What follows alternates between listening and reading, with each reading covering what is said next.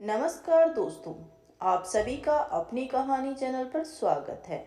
दोस्तों, आज मैं आपको सुनाऊंगी बैसाख मास में पड़ने वाली चौथ की कथा। तो आइए हम सब बैसाख मास के चौथ की व्रत कथा सुनते हैं। दोस्तों, किसी गांव में एक विधवा माता और उसका पुत्र रहता था। पुत्र गायों को चराकर अपना पालन पोषण करता तथा अपनी माँ का भरण पोषण करता था। उसकी माता 12 मासी चौथ का व्रत करती थी।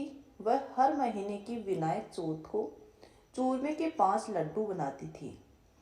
उनमें से एक चौथ माता का, एक गणेश जी का, एक गाय को निकालकर दान करती, एक बेटे को खिलाती और एक खुद खा लेती। जब बैसाख महीने की चौथ थी तो बेटा पड़ोसन के घर गया। वहां बेटा चूरमा देकर पूछने लगा। तब वह पड़ोसन बोली, आज बैसाखी चौथ है, इसलिए मैंने चूरमा बनाया है।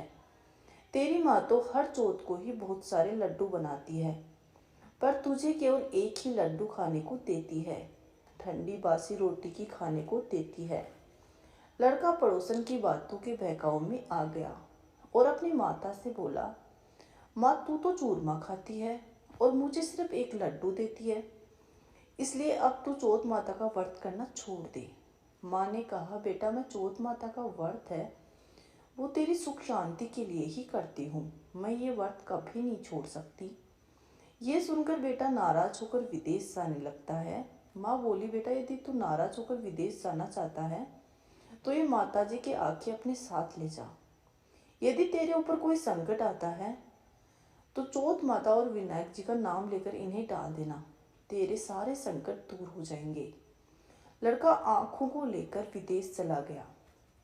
रास्ते में उसे एक खून से भरी हुई नदी मिली जिसे पार करना संभव नहीं था, लेकिन उस संकट की घड़ी में उसे अपने माँ की याद आई और उसने एक आखा चौथ माता का नाम लेकर उस नदी में डाल दिया और कहा कि यदि चौथ माता तू सच्ची है और मेरी माँ के लिए और मेरी माँ ने मेरे लिए ही व्रत किया है तो तू इस नदी को दूध से और पानी से भर दे और मुझे रास्ता दे।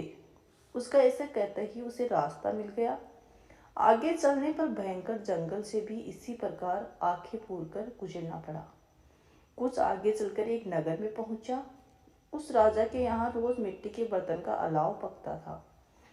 वह अलाव तब पकाता था जब उसमें एक आदमी की बलि दी जाती थी, यानी एक आदमी को बर्तनों के साथ चुन दिया जाता था। उस लड़के ने वहां जाकर देखा तो एक बुढ़िया माई आटा पीसते जा रही थी और रोती जा रही थी। लड़के ने इसका कारण पूछा। तब बुढ़िया बोली कि आज मेरे इकलौते बेटे का इस अलाव में जाने का नंबर है। तब वह लड़का बोला, बुढ़िया माई तू मुझे जल्दी से खाना खिला दे, तेरे पुत्र की जगह मैं जाऊंगा। बुढ़िया माई मना करने पर भी वह नहीं माना। राजा का बुलावा आने पर अपना सामान बुढ़िया माई के घर छोड़कर चला गया और साथ में चौथ माता के आंखें और एक जल का लोटा उस अलाव में अपने साथ रख लिया और चौथ माता का नाम लेकर बैठ गया। दूसरे दिन अलाव पककर तैयार हो गया। लोगों को बहुत आश्चर्य हुआ। प्रजा ने जाकर देखा तो ये बात राजा से कही। तब राजा स्वयं देखने के लिए आए। अलाव में से बर्तन निकाले जाने लगे तो अंदर से आवाज आई, धीरे धीरे बर्तन उतारो, अंदर मैं भी हूँ। तभी राजा की आवाज सुन रहा था और कहा, तू कौन है? कोई भूत प्रेत है या फिर कोई देव है? तब वो लड़का बोला, कल जिस लड़के को तुमने अलाव में चुना था मैं वही लड़का हूँ। लड़का बाहर आया। बाहर आने पर बुढ़िया माई व राजा के पूछने पर उसने बताया कि ये सब चमत्कार मेरी चौथ माता और विनायक जी के व्रत का है। मेरी माँ मेरी सलामती के लिए व्रत करती है, उन्हीं के प्रताप से आज मेरा ये भयानक संकट दूर हुआ है। राजा को विश्वास नहीं हुआ। तब राजा ने 2 घोड़े मंगाए, एक पर स्वयं बैठा और दूसरे पर लड़के को बिठाकर उसके हाथ पैरों में जंजीर बांधी और कहा, यदि तेरी चौथ माता सच्ची है तो ये जंजीर मेरे हाथों और पैरों में आ जाए। लड़के ने चौथ माता का आंखा पूर कर कहा कि हे गणेश जी, अगर आप मेरी रक्षा करना चाहते हो तो इतना कहते ही भगवान ने वह जंजीरें खुलकर राजा के हाथ में जा गिरी। राजा रानी व प्रजा ने चौथ माता का चमत्कार अपनी आंखों से देखा। उसी दिन से वे सभी भी चौथ माता और विनायक जी के परम भक्त हो गए। राजा ने अपनी राजकुमारी का विवाह उस लड़के के साथ कर दिया और बहुत सारा धन वैभव देकर उसको विदा किया। अब वह दोनों वर वधू अपने गांव पहुंचे तो लोगों ने जाकर बुढ़िया माई को बताया कि तेरा बेटा बहू साथ लेकर आ रहा है। तब वो बोली, अरे नहीं, मेरे भाग्य में बहू और बेटे का सुख कहाँ पर है। वह ऐसा कह ही रही थी कि दोनों जने उसके पैरों में गिर गए और बेटा अपनी माँ से माफी मांगने लगा और कहने लगा कि ये सब चौथ माता की ही कृपा है कि आज मैं तेरे सामने खड़ा हूँ।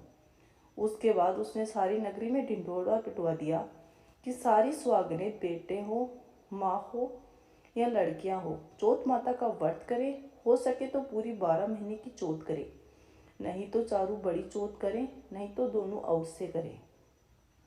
हे चौथ माता, तुमने जैसे बुढ़िया माई और उसके बेटे को दिया वैसा सभी को देना, कहानी कहने वाले को, कहानी सुनने वाले को। बोलो चौथ माता की जय।